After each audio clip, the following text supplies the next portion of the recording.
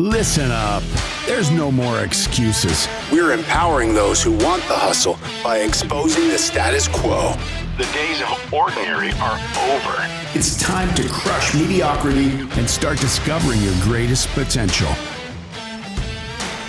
Welcome to the Hustle Nation. To the Hustle Nation. To the Hustle Nation. To the Hustle Nation. To the Hustle.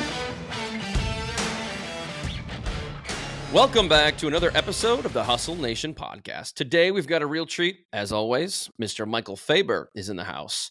Michael is a founder and entrepreneur of Unleash You Now. Welcome to the show, Michael. Thank you guys for having me, man. I've been trying to get on here, begging, pleading, paying people in your neighborhood. Signs up. Finally let me on here. I appreciate it. Thank you for your time. You should always lead by telling the truth, Michael. We all know that's not true. I drew out the cardboard sign that was sitting outside your house for weeks. You know, we aspire to get to that level someday, but we'll see.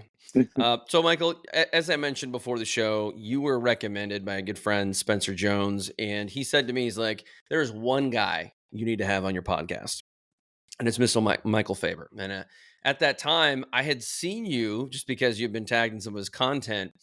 And then as I did some research, I said, hell yeah, we need to have this guy on our show. So give us a little introduction about what you do in your business. First of all, I got to give a shout out to love to Spencer Jones, Prince Proximity, the king of energy. He's dope soul. Dude, what we do is we help empowering entrepreneurs, right? So my ultimate goal is to end suicide, self-image behavior. If you know my story, you know that's been part of it numerous times. So I can't do that alone. Right? If I try to do that alone, I have to live to like 1,500,000 years old, and I'm not the epitome of health, so I don't think I'll make it that far.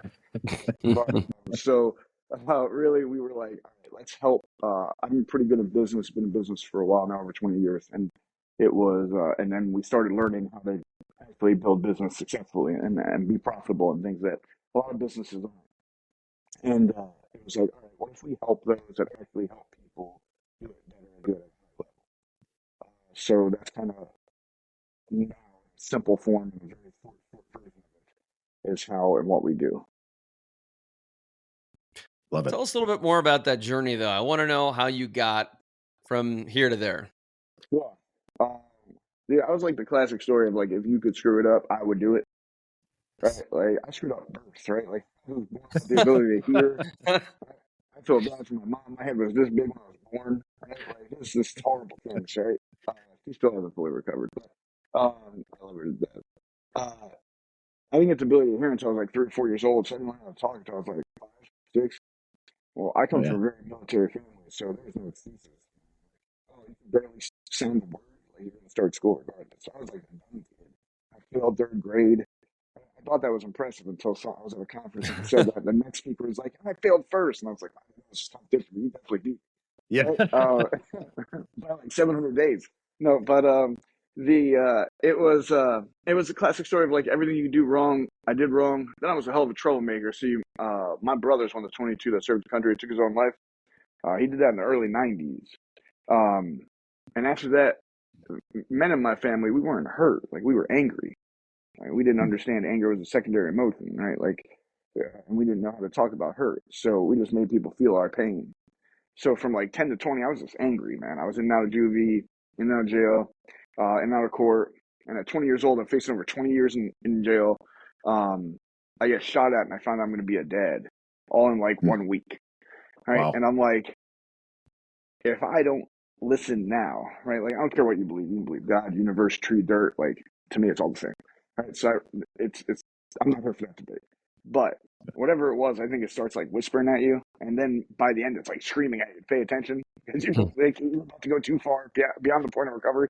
And I was like at that line where it was like, whoo, buddy, if you don't do something now, you're never going to be able to do something, right? So I did what anyone would do. I left New York City and PA, and I moved to Delaware, because who the hell gets in trouble in Delaware?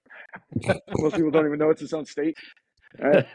And dude, I opened businesses. My first business that I opened that was like legit and like did it the right way was a restaurant, a beef bar and grill in Rehoboth Beach. I was like a beef boy. And first concert I ever went to was the Beef Boys. So, and it was paying homage to my brother and Gammon, and then Joe. That's awesome. All right, thank you. It was a cool spot, man. We won best wings and best burgers like 5 years in a row in the state we were in. Like, Yeah. but I never dealt with anything. I never dealt with me. I was a grinder. I was a go-getter. Like, I put in the work, but I never dealt with myself. In 2011, one of my best friends took his own life. His name was Matt Carter. Um, Called me before he did it, and I wasn't paying attention. I was hitting fake golf balls in my yard. Like, you know, the epitome of fake. I was hitting fake golf balls in my yard. If you ask me what I looked like when I was doing it, it's even worse. I was wearing like a lower suit. Go ahead. I was like every white person's joke, right? But it was a good time.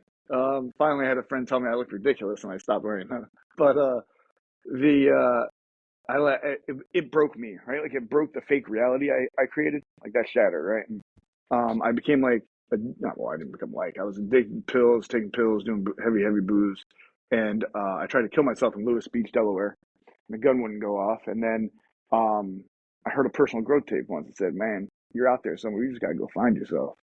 And I was like, "That's it. I need to go find me." And I took it literal, and I hitchhiked across America. There was a missing person report for me, and I looked behind every tree and under every rock and in every bush trying to figure out where I was. And I couldn't find me out there, and I ended up in Mobile, Alabama. And I don't know if you guys are familiar with Mobile. I don't want to be disrespectful. I'm sure there's a really nice. I just wasn't in it. And I was sitting in Mobile, Alabama. At this point, I had multiple businesses and multiple houses. Like, I'm doing good monetary wise, but it's all fake material. It has nothing to do with me. Right? And I'm sitting there and I'm thinking about what a basketball coach once told me. So I was all right with basketball. I was okay. I had my moments. Right? I thought it was so good. I have number 22 tattooed on my back. I thought I was going to be like the NBA and I didn't know it was me. And it just looks weird, right? You don't even need to wear a jersey. That's perfect. Right, exactly. It's like you just know who I am walking down the street. No, this is weird. I gotta get something done over them or something. But he said, "Did anyone breathe easier because you existed?" And I was like 30, and the answer was no. I couldn't think of somebody. So how we came to be on Me Too Now originally was CMS was because we just wanted to make people breathe easier.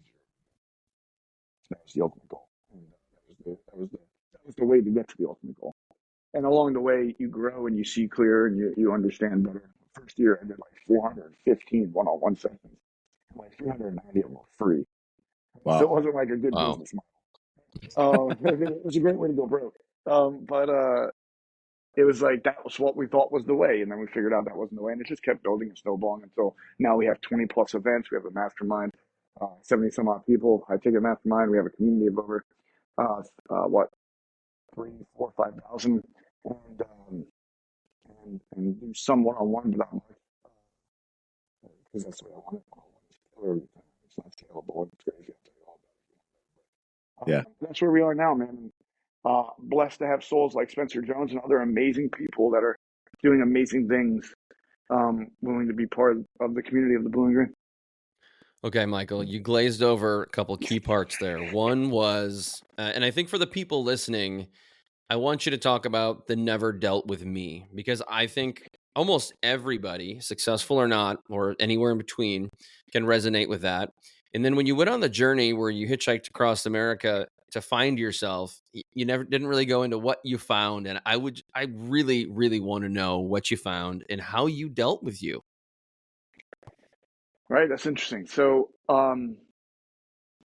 we try to, what do you say? You got to get over that, right? Like men, rub some dirt on that thing, get over it, right? We never my say daughter's like, that too. Yeah, right, right. Yeah, not my daughter. It's like never getting over this. She broke up 4 years ago. She's still on her bed. My daughter's an amazing soul, though. Yeah.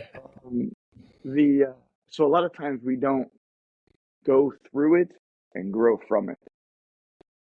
A lot of the things that happen to us in our life. I'm going to try hard not to curse here, guys. I'm a cursor.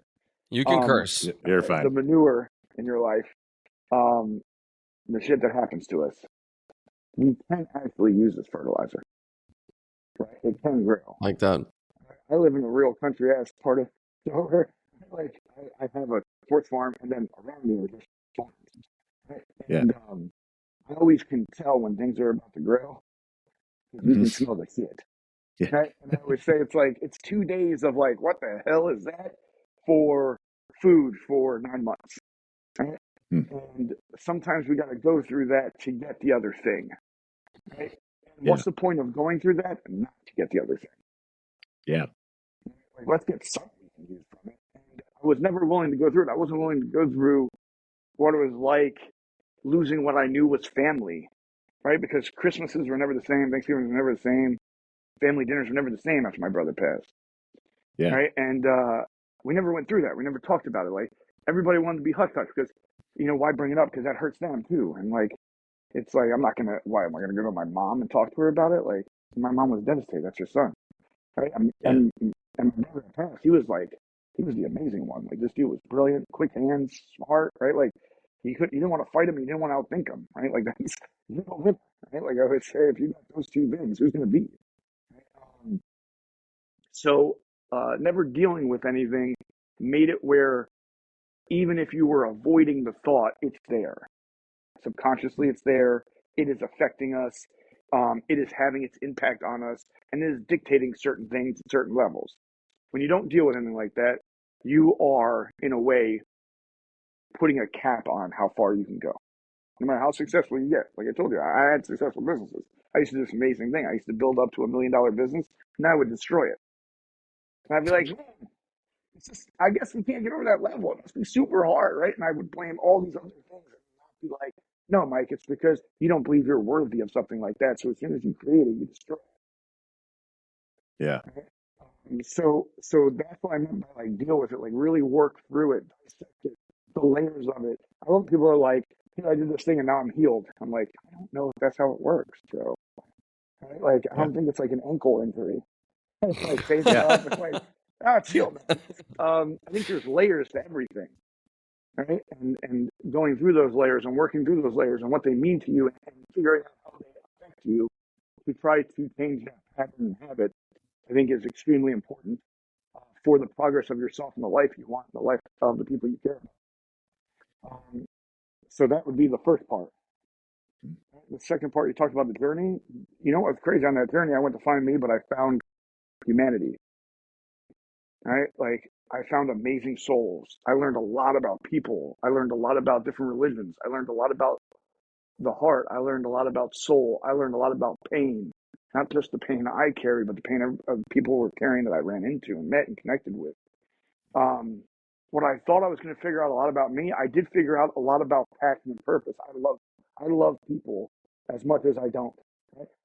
It's a love-hate thing. No, but people fascinate me. So my studies are in human behavior and neuroscience. I'm a big nerd. I look like I hunt squirrels in West Virginia, but really, it's a cover-up. Yeah, it's fair. I take the beard off to sleep. So I saw that there's amazing people out there, and they'll care about you for no reason and no gain other than just to care, and that it was okay to do that. So, Michael, one of the things I want to just dive into a little bit, you talk about suicide, you talk about these, people being in a dark place and things like that. In your experience, how do you engage with someone that you can tell is in that space? Because there's always this balance of like you talked about how you found you, right? And when you see someone that has gone either is going through that or has gone through that, you as someone you care about, you want to help pull them out. Mm-hmm. But what have you seen as ways to engage with people? You talked about like this primary and secondary emotions and things like that. Mm-hmm. Like I talked about the neuroscience. How do you do that without being a tell, right? Like I use the example of, if you just tell your kids to do something, yeah, they might do it once or twice, but they're not really bought into it, right? Versus if you get them to understand, it's different. So just curious in your thoughts of like how to interact and engage with someone that might be in that spot. Right. Yeah, normally telling people like, no, why are you doing that? Like, that's not really going to work. Right. And we're all human. So there's times, believe me, I want to. Right. But that's not really going to work. And then it's going to be number one thing is you want to keep conflict down. Right. You do not want to be the enemy. You want to make, it's almost like a sale, right? Like you want to keep the friction as low as possible for as long as possible. Right. So really, I want to keep them talking, understanding, what's his name? the German psychiatrist that Tony Robbins quotes a lot with the 6 human needs. That is very accurate, right? So understanding by letting them talk what they're missing in what they think they're missing, and then the story them telling themselves, how we can show them that story isn't necessarily the truth, right? There's something different from being true to somebody from being the truth, right? Truth is universal, true is each individual's whole, right? And if I can get them to look at the story different, that means there's a different outcome possible, and that can then give from the negative thought or the outcome they didn't want or feel is coming, can change it towards an outcome they do want and do think it's coming.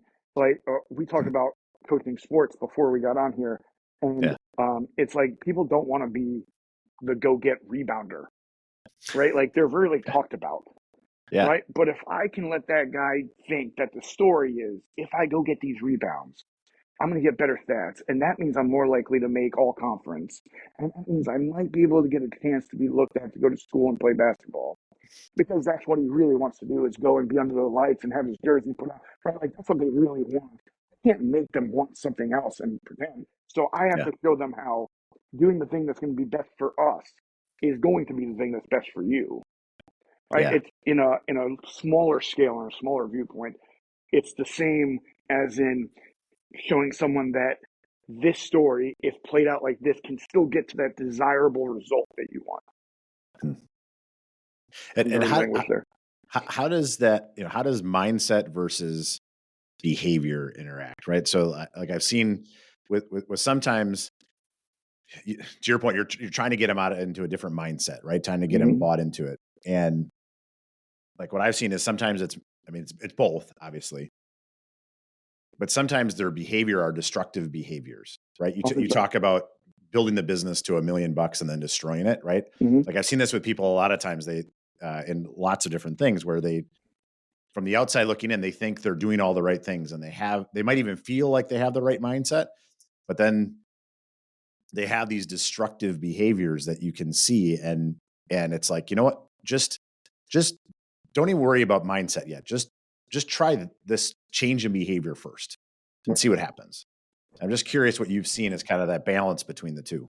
Right. They're yin and yang. It's like, yes, but also know like one can lead and impact the other, right? Like the science of momentum. Yeah. So as much as we're like, do this one thing, but this is going to affect both. So the thing we want to do is be able to pull both up. I think there's a couple things that are key in this conversation. One, what do we truly want? Right? And what we truly want is a feeling. It's not a result. We think the result will get us the feeling, right? Which it absolutely might. But you ever did something and be like, damn, I thought I was going to feel better or different or bigger, right? Yeah. Constantly. Yeah. Right. And that tells me that, yes, it did give you the feeling you want, but it wasn't to the extent you wanted. Right. So what an exercise we do, Bruce Snyder was the creator of 1, 2, 3, and it's that's how simple my exercise is. Number one is write a goal that you have that's very meaningful for you to complete. And number two is write a feeling you think you'll have when you complete that goal. What they don't know is number two is actually the goal. They want that feeling. What they think is this is the way to get it. But we all know whatever that feeling is, you can get that a million different ways. You can do something daily to get it. You can do something weekly to get it. Now, think about you getting the exact feeling you desire every day and every week and every month. Do you think you're operating at a higher level? Do you think you're doing better things to serve you and your community? Do you think you're operating better for the people you care about, your relationships, the people you love? Of course you are, right? So let's use the things we know about like psychology and science and make them work for us, right? To be able to do and experience more that we truly actually want.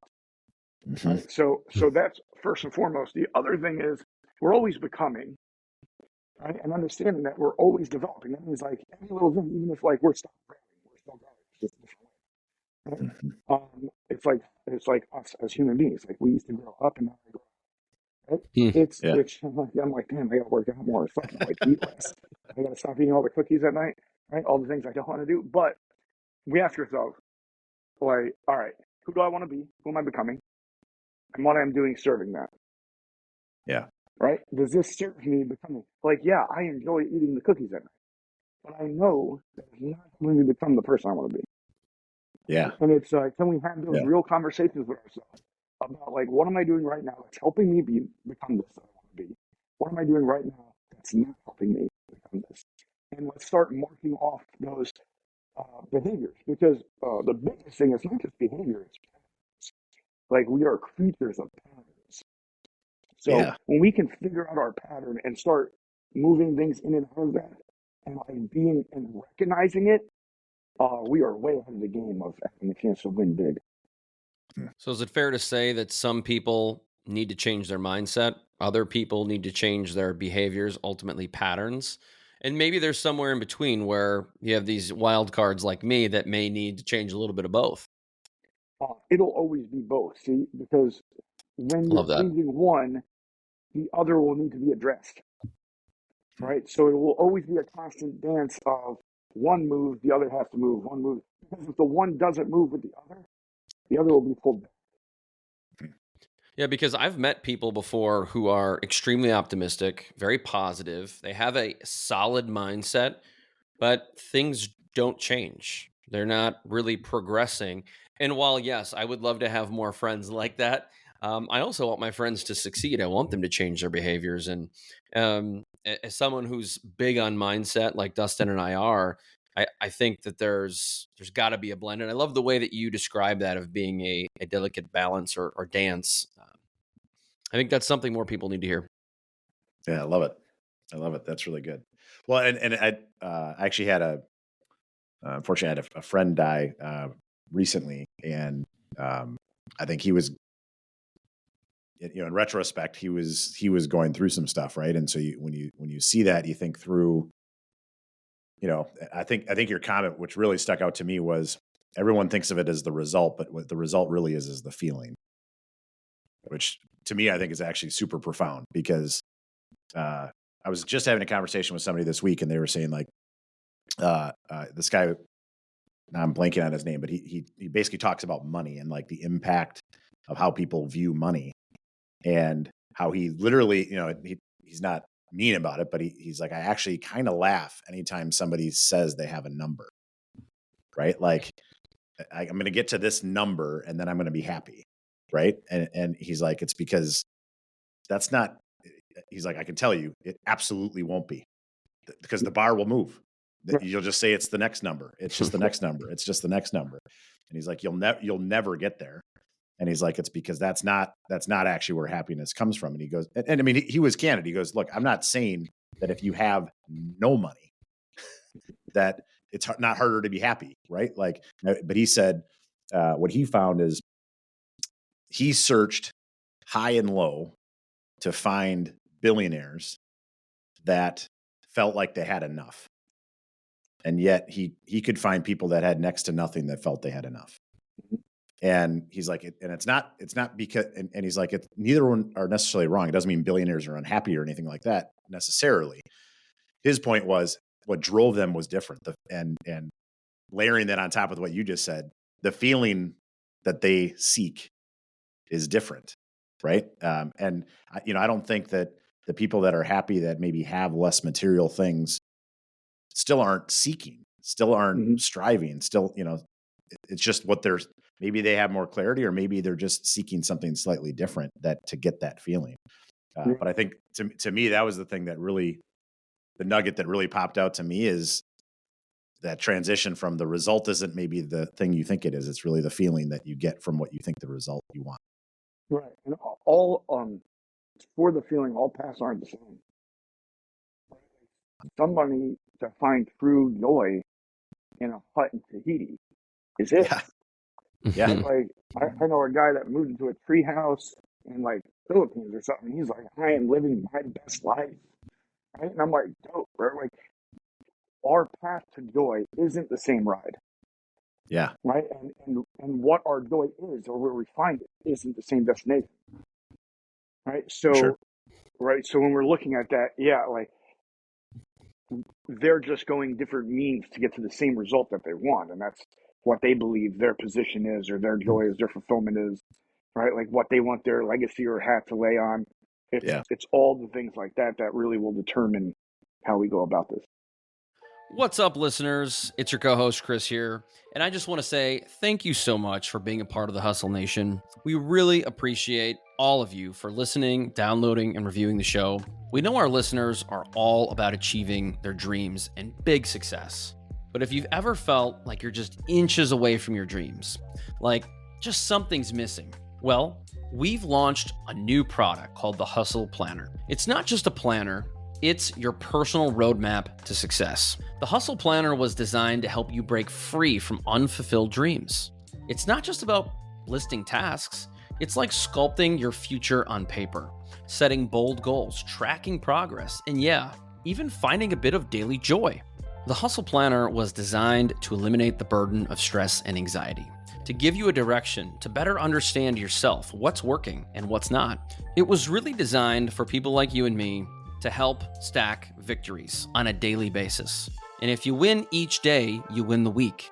And when you win the weeks, you win the month. And if you can stack that kind of success month over month, quarter over quarter, you will then win the year. And we know when you do that, you will start building the momentum and success and confidence you know you're capable of.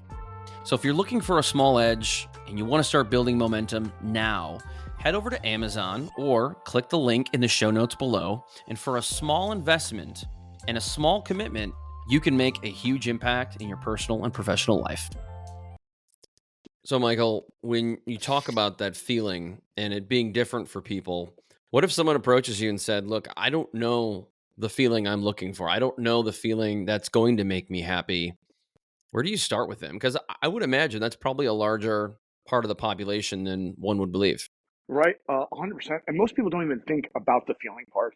That we're so our brains are so computerized, right? That it's like pick a target. That is our target. Go get that thing, right? And then it's like now when we get that thing, we need to, right? Like that's what we truly believe in. It's programming, and we've been programmed like that before we were here, right? So typically, I don't even talk about the feeling early. I work so you get people to where you need them to by going where they want to go, right? And when you know when someone really is good at a craft, like when someone actually knows how to do something, you typically don't have to force anything, right? That's when I can tell like someone that's like a master practitioner at what they're doing is they're like, I don't have to force this. Like I know how to do this, right? Like we can just I'll go around this rodeo all day with you to get to the stall because I know that's where we're going. Right. So typically I'll be like, we got some big things we want to accomplish, right? We got some big goals, right? And I keep people focused on what they're already focused on. And they'll do the exercise like 1, 2, 3. Right? Or next another exercise we have 1 through 6. And it'll typically get them to where I need them without them knowing they went there. Right? So they are talking about their goal. Their goal is going to be number 1. That's not the goal. Right? So then they're all about number 1. Focus on it. The question number 3 is in time frame. What time frame can you complete that goal? Right? It's everything draws the attention to 1. It's thinking that's it, and they're thinking that's it. But 2 is the island. The feeling is the island. So number 1 is a vessel to get to that island. But there's a million vessels at all different times of day that you can do this. Right? So really, it's making sure that 1, less friction. I don't help them get in their way, and I don't get in their way. And that's how we can do it. And just through common conversation, just asking some questions, you can typically someone will get you there without knowing they got you there. And in a way, got themselves there. Wow. So curious on your perspective on gratitude and the recognition of the positive, right? So, I feel like there's so many people in the world that they just can't see all of the great things they actually have in their life. And so, we're naturally inclined to look to the negative, right? And it's like one of the things we even talk about organizationally, we talk in our company about assume right? And in human interaction, it's always really easy to assume that someone else is trying to be mean or trying to be aggressive or anything like that. But if you enter every conversation with assuming that someone had positive intent, it's amazing on how much more positive the outcome can be, because that's usually the way most people are approaching these things. But so just curious on, like, as you've interacted with a variety of people trying to find themselves and find, you know, that role of gratitude and really just taking stock in, there's so many good things you probably have in your life that you're just not even seeing or not acknowledging. 100%. I mean, how often do you guys pay attention to the sunset and sunrise? I'm a huge sunset guy. Right? Like, Hmm. people think I'm weird. Like, I'll stop for a good sunset. I'm like, yeah, look at this thing. This is crazy. Where all these colors come from? I don't even know how it does that. And it's beautiful. It's crazy. Right? And I live 10 minutes from the ocean, so Atlantic Ocean, so I can just see the sunrise, and it's beautiful. It looks like it literally pops out of the water. Great, freaks you out. Yeah. The so the little things, of course, we pass by so much, but they're all around so often, and that's typically how it goes. Yeah. I will tell you, gratitude changed my life. So remember when I told you I was really angry? I was an angry dude. Yeah. You Yeah. know, I fired. I got like 7 teeth left from it. I wasn't good at it. I just got a lot of them. Right? People were always like, "Yeah, you must have been real tough." I was like, "No, I got my ass kicked often," but I would be in it. Right? There's probably massive videos out there that are real popular of me just getting run. Right? Yeah. The By that point I had a short beard though, so they don't recognize it. The I had more teeth before it. But what made me stop being so angry was 2 exercises a mentor told me to do. And they said, first thing you do when you wake up, sit there and think 3 things you're grateful for that are in your life, that are part of your life, that you experienced, 3 things that you're grateful for.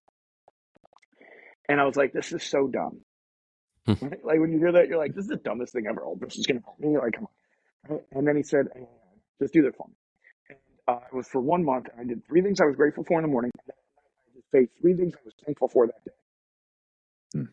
But what happened was, so every morning I'm thinking of things that I'm grateful for, right? And as I say, it's impossible to be grateful and angry at the same time. Right? So I'm starting my day off like, wow, like how cool is that? I got to experience it, or that I had that, then I have that. Right? And then at night, I'm sitting there thinking about my day, and all I can try to find, I have to find the things to be thankful for. Right? So it took all the attention away from all the things that didn't go the way I wanted it to, or all the meetings that didn't happen, all the things that went overboard. Right? And it's like, I couldn't think of that stuff. I have to find the things I was thankful for. Right? And it made my attention go to good. Right? And you said the bad is all around us. I mean, negative sells. Yeah. Right? Newspapers don't have positive stories on the headlines. Right? Like Yeah. TV doesn't do that. News doesn't do it. I don't even watch the news now.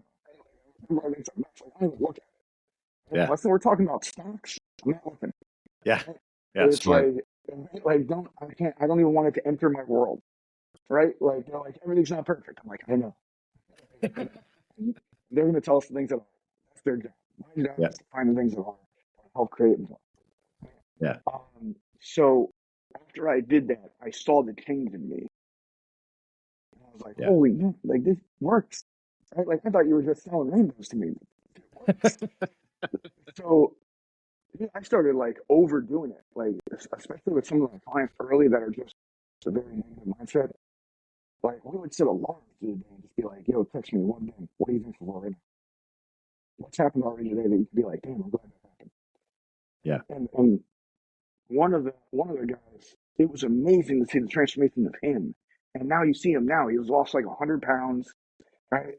And it wasn't like he changed much. He didn't start working out more, eating less better. He just started not being so hateful towards everything and letting hate spew into him.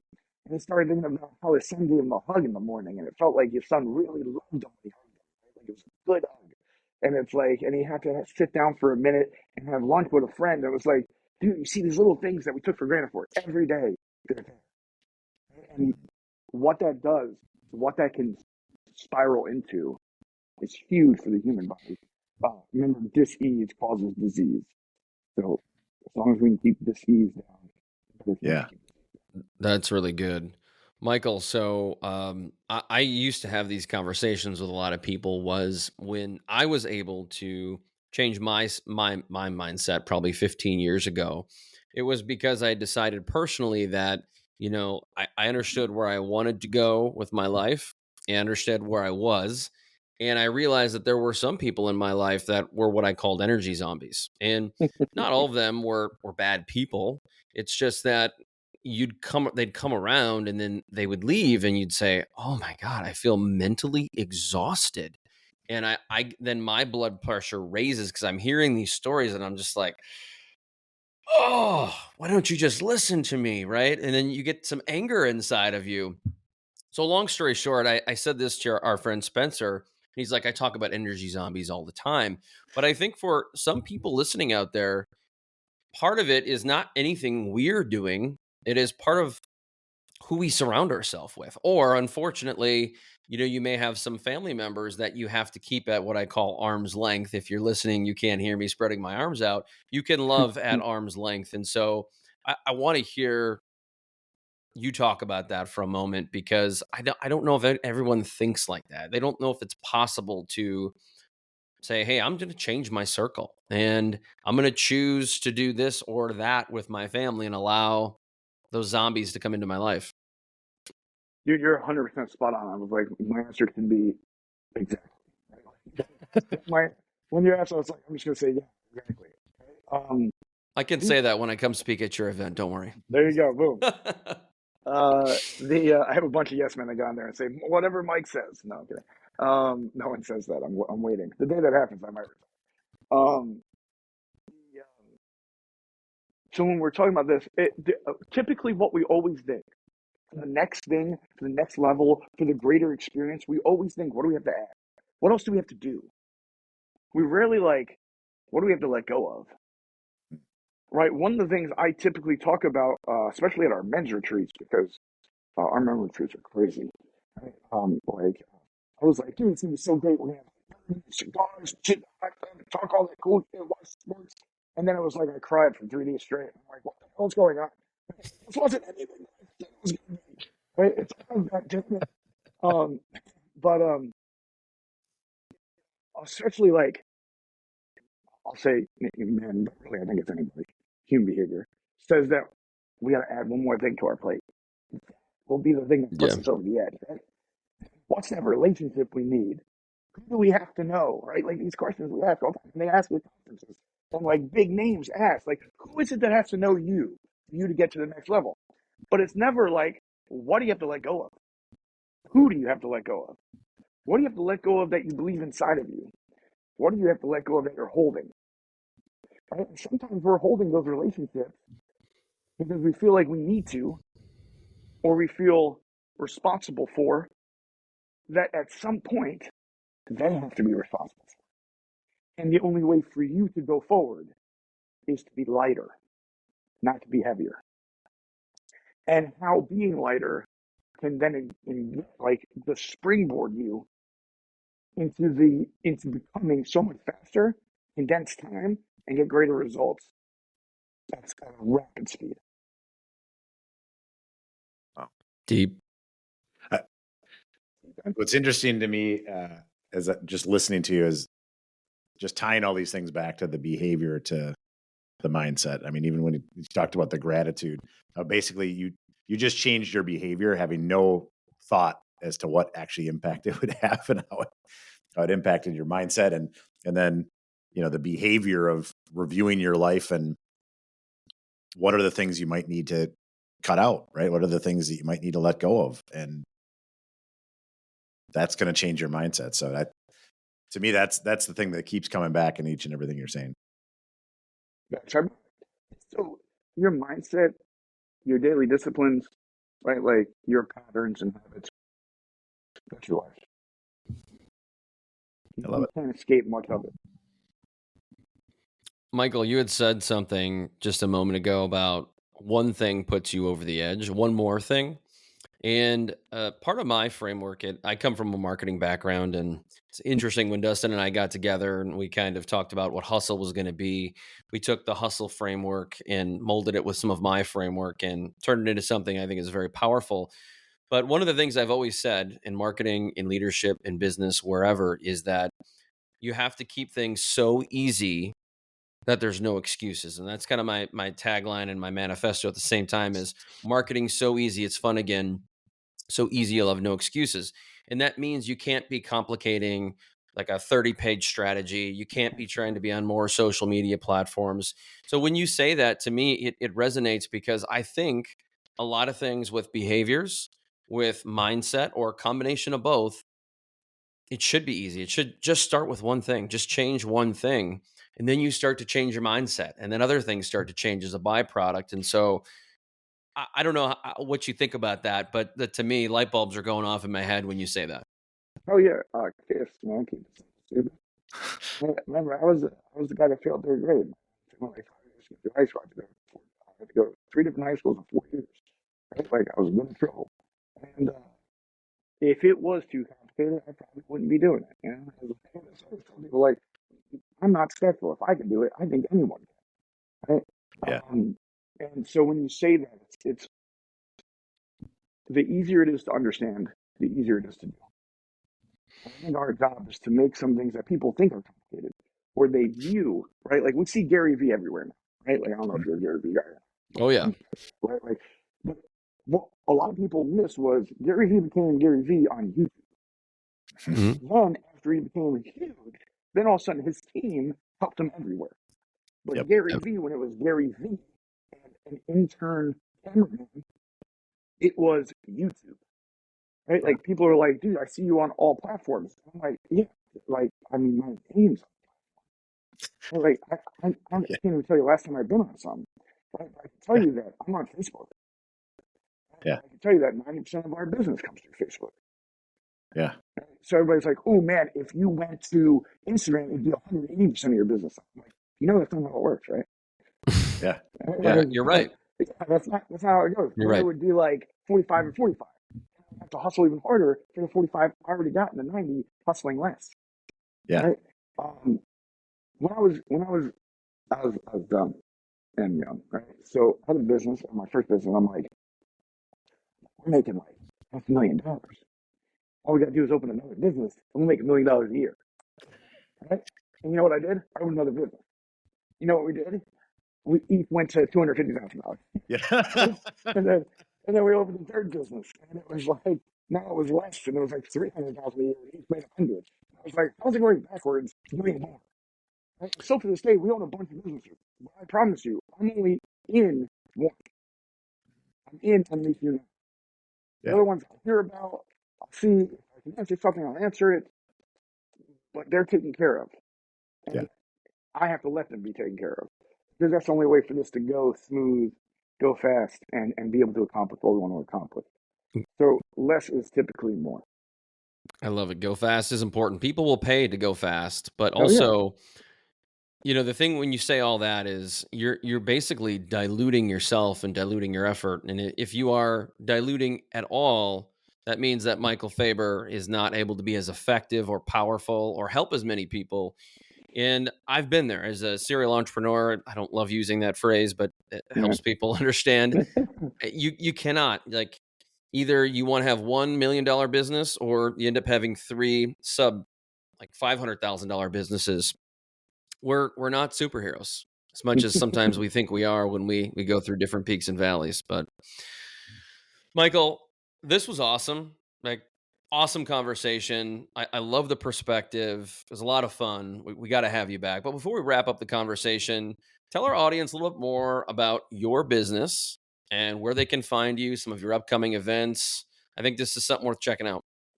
Thank you, brother. I appreciate it, man. Underneath you now, dude, it's a beautiful community of leaders that want to impact the world, make the world a better place, leave a greater legacy, make the income in which they get to live life on the terms that they desire and they determine. Right? I would say freedom's being able to pick. Right? Like, and if you get to pick how your life is, you got freedom. So it's all about the entrepreneur, the one that wants to make the world a better place. Right? Like, I feel like, and I'm not the only one that's ever said this. I don't think I was the only one that ever said anything at this point. But entrepreneurs are the ones that change the world. It's not going to be governments. It's not going to be religions, right? Like, it's not going to be anything of that nature. It's going to be the people that see a problem and are willing to take the needs to solve it for somebody, and then let them know they do, right? And those are the ones that change the world and make the world a better place. So it's on us. That's why I pour my heart out for them and love them, and that's why we have this community, because entrepreneurship can feel very lonely. and you are not alone. All right, so join the community. If it's not ours, join one. Find your tribe. Be with your people. We have our big conference style event in Nashville, March 15th to 17th. Trent Shelton, Dr. Rob McClellan, Dr. Obama Moen, Spencer Jones, Dr. Vincenza Faber, that's my mother. There's so many, we have over 20 plus speakers, workshops, panels, networking experiences. It's at the Gaylord in Nashville, which is one of the most beautiful in the United States, bar none. Right? It's absolutely going to be a phenomenal time. I'm lucky I get to be there. Right? I would love for anybody else to get to be there with us. It's going to be over 200 people in the room. Our conferences are different. One, we're like the Woodstock of personal growth. It's not going to be a snooze fest. There's going to be a lot of energy in that room. I always tell everybody's like, what theme is it? I'm like, rock, right? Like, it's like we are coming, it's a concert in a personal growth. Right? Like, it is something that is going to be very high energy. We're different. I like to always say we're different in this space. We don't do it like many. The other thing too is our speakers can't hit and quit. Like, you can't speak and leave. So our speakers are there, right? They're going to be in the room. They're going to be networking. You're going to be able to connect with them. You're going to be able to ask them individual questions, right? Like I always say, you're going to leave with someone you can serve, and you're going to leave finding someone that can serve you, right? You're going to get the best of both worlds from it. That's our promise. That's what we do. That's our only conference style. Everything else is retreat, seminar, workshop style throughout the year. But that's our next big one. It's March 15th to 17th. Come do St. Patty's Day with me. Yeah. All right. Give us your website, Facebook. Where can we find you? You can find me everywhere. Facebook, Michael Fabber. If it's not Michael Fabber, it's Coach Mike Fabber. My sports and basketball coaching days. Like everyone's always like, I'm like, no. I'm trying to figure out life myself, my friend. We can do it together if you like. But the website, beunleashed.com. There's a million websites because we have like 7 different ClickFunnels pages, right? Or Groove funnels or whatever, high performance funnels. Every different site has different funnels. At some point, I think we should just all put everything on one and just let it be. Make it simple. Simplify. You said it yourself. Simplify. Yeah. I don't do that part. I should, I guess, or should like let's focus on doing that at some point. But I mean, my cell phone's literally public. Right? Like I put it on Facebook. I put it on every social media site. When I say you're not alone, you're not. Call me anytime. It'll ring to my phone. I will answer it. It's not some BS line either, or some SMS service, right? Or some Google number. It is my phone number. My email's public as well. You're not alone. You're not a burden. Reach out. I got you. That is a great way to end the show. And I could say any big entrepreneur who does that usually backs up what they say. And so, Michael, this was a real treat. And not just for our audience. I mean, for us. I mean, I could see Dustin's facial reaction. I could see mine. I mean, there were so many great bombs and nuggets that you dropped today. And I love to be inspired. So thank you very much for your time. Thank you for joining us. I hope we'll have you back. To all the listeners out there today, thank you so much for tuning in. We appreciate you. We appreciate the downloads. Until next time, peace. Thank you for being part of the Hustle Nation. If you're serious about raising the bar in your personal and professional life and willing to go all in on your success, head over to hustleleaders.com. Here you can get access to our Hustle Productivity ebook, attend our Hustle Masterclass, or challenge yourself to the 30-day Hustle Challenge. Pairing these tools and training with the Hustle Nation podcast will help you advance to a whole new level. Until next time, stay hungry and inspire those around you to hustle.